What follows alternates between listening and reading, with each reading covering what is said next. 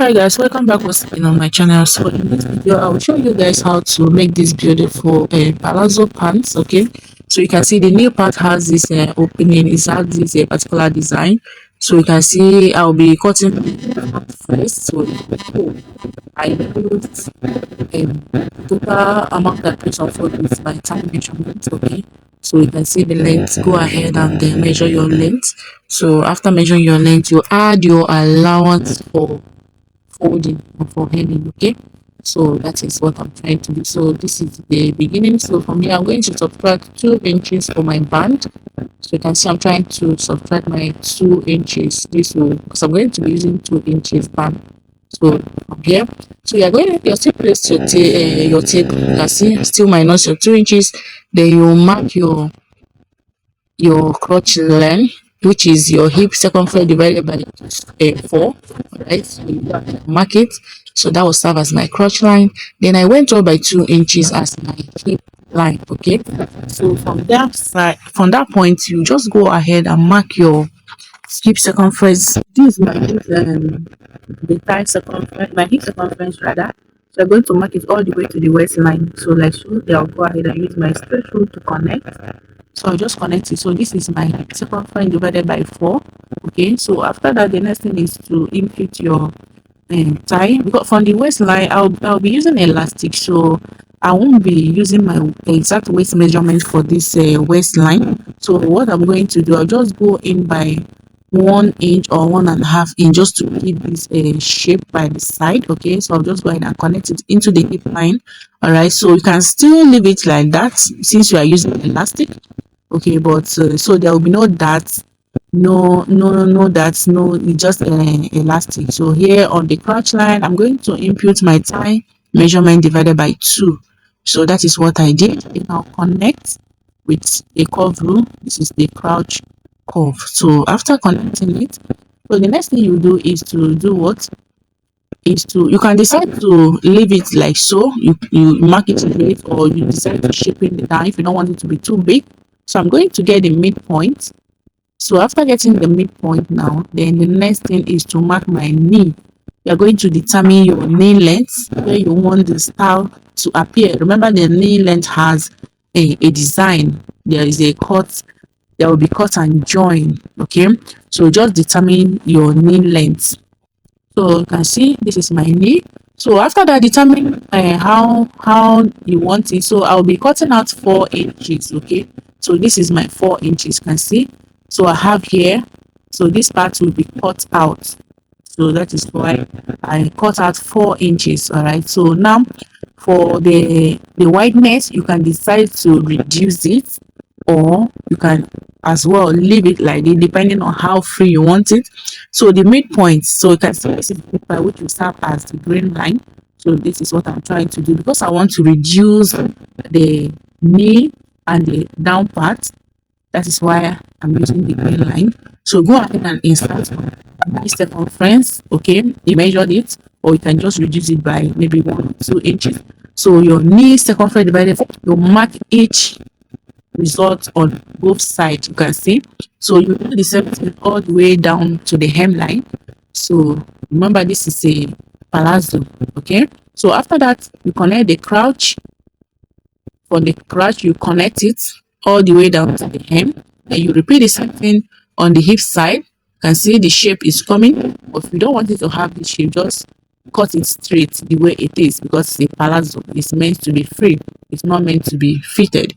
So from here now I'll go up by, so this for the pockets, for my front pocket I went up by 2 inches. So here on the middle part I went down by 1/2 inch, then by the side I went up by 1/2 inch as well. Then I connect to give it a curve. So for my pocket I'm using 7.5. Then you can go ahead and connect, but I won't be connecting it. I will be me, I like to sew. So if you are cutting your own, don't forget to add your sewing allowance. You can see I added 1/2 inch for my sewing allowance. You can go ahead and cut it out, or you leave it. By the time you finish sewing the pocket, then you can trim off the excess. Okay, so now just go ahead and do button cut. So I've cut out the front, so this is for the front. I'll be using it to cut out the back. So I'm notching the pocket side. Right, so after that, the next thing, remember the upper side will be longer. will be longer than the front, the crotch line. So these are my, so the next thing is to extend the lines. I'll first of all extend my crotch line like so. So this is it. So from the crotch measurement, after extending it, I extended it with 2.5. So I use 2.5 inches. So this is my 2.5 inches. Then for the knee part, you can go ahead and add 1 inch or 1.5. Okay. So you do the same thing on the other side. You can see I'm trying to extend all the lines together. So I'm just trying to extend the lines. All right. So remember, we are cutting out the knee. We'll be cutting out the knee part. When we get there, you're gonna understand.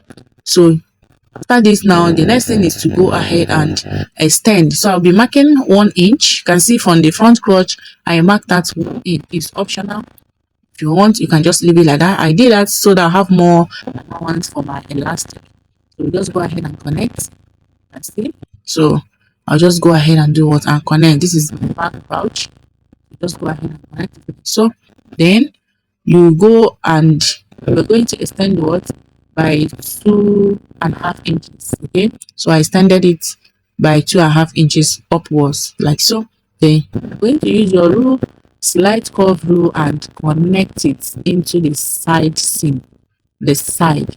Okay, so after that, the next thing is to input our allowance.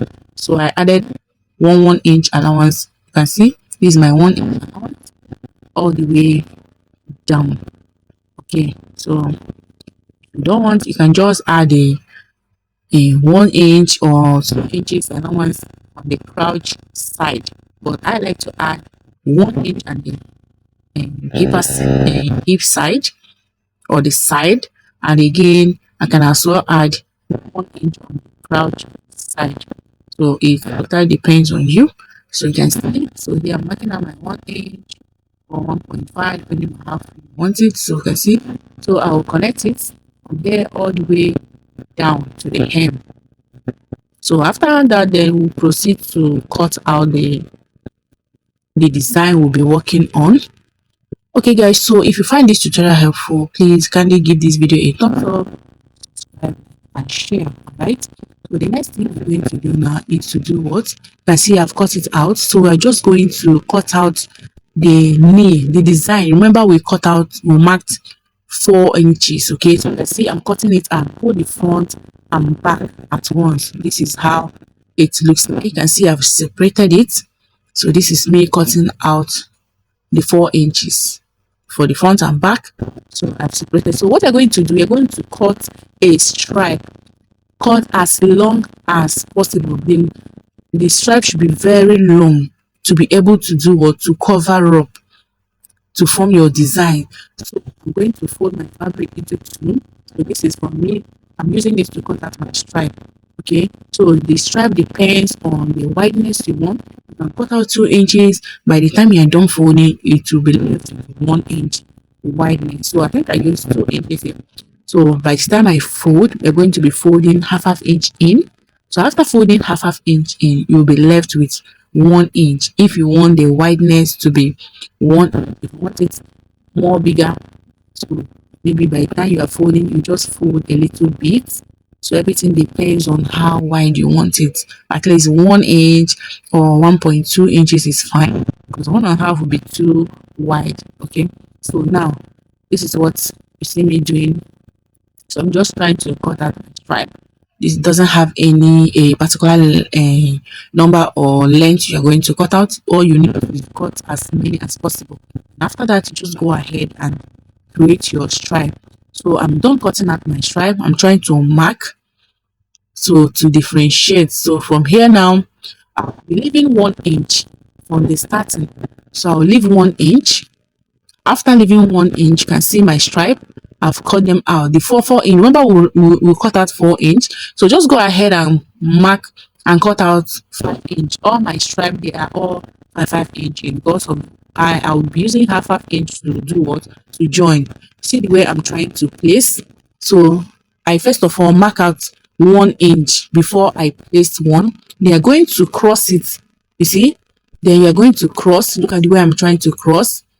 Remember, we are doing this on the right side. This is the right side of the front. So you're just going to do a cross. So after crossing it, you measure like 1 inch or 1.5 apart. You can see how it looks like.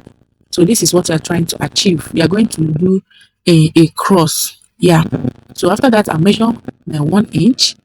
Then I'll pick one of the stripe, my 5 inch length. You can see. So I position it in a cross form. You can see the way I'm forming a cross here. So you cross it, then you pick another one and cross it again. So I secure it with your pin. So I'm doing this on the right side. You can see how I'm positioning it. You can just go ahead after crossing it, the middle part, you can use your pin to secure it. You can see the way I've secured mine. So this is how it's going to look like. So we're going to do this on all of them. Okay, so I marked out my 1 inch apart, then I place my stripe, then I pick the other one and cross it to form the cross sign or X. Okay, so I'll go ahead and pin. Make sure you leave at least 1 inch apart. We're going to be using that 1 inch you leave to join the sides. Okay, that is the joining allowance for the side. I hope this is clear. So this is what I have here. You can see. Time I'll join the down part, this design is going to be on that knee side. Okay, so now we are done with this. So the next thing is to do, you can see the way I'm trying to open it up. Then I'll use the down part and place it this way. You can see the way I'm placing it. Then you go and do what? And run a stitch. Also make sure the down part too, you also leave 1 inch allowance. Okay, so make sure everything is well aligned. Then you use your 1/2 inch to do what? To sew it. After sewing, you're going to be having 4 inches. All right, the whole, the space, that design will be 4 inches, unless you want it maybe bigger. Everything depends on your choice or your preference. So I hope this is clear.